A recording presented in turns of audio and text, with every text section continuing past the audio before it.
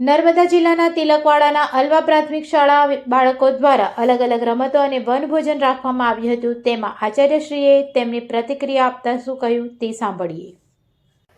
તિલકવાડા તાલુકાની નંદેરફળિયા પ્રાથમિક શાળામાં અનોખો વનભોજનનો કાર્યક્રમ યોજવામાં આવ્યો, જેમાં શાળાના 42 બાળકોએ ભાગ લીધો અને શાળાના સંચાલક નિલેશભાઈ ભીલ તથા શાળાના રસોઈયાબેન જસીબેન ભીલે ભાગ લીધો, જેમાં બાળકોને અમારી શાળાએથી પગપાળા ગ્રામ પંચાયત તથા ગ્રામ પંચાયતના મેદાનની મુલાકાત કરવામાં આવી, જેમાં પંચાયતના કાર્યો સમજાવવામાં આવ્યા, આજુબાજુમાં થતી વનસ્પતિઓ વિશે માહિતગાર કરવામાં આવ્યા, તેમને કંદમૂળની માહિતી આપવામાં આવી, પછી સિંદૂરના ઝાડ બતાવવામાં આવ્યા, શાકભાજીના ફૂલછોડ બતાવવામાં આવ્યા, લસણ, ડુંગળી, મેથીની ભાજી જેવા શાકભાજી વિશે પરિચય કરાવ્યો તથા બાળકોને રમવાની ખૂબ જ મજા આવી। બાળકોએ આઉટડોર ગેમનો પૂરેપૂરો પરિચય મેળવ્યો, રમતનો પૂરેપૂરો લાભ લીધો અને અંતમાં બાળકોને ખીચડી, શાક, પૂરી, ભજીયાનું ભોજન કરાવીને અમારો વનભોજન પૂર્ણ કરવામાં આવ્યો। બાળકોએ પ્રકૃતિની સુંદરતા માણી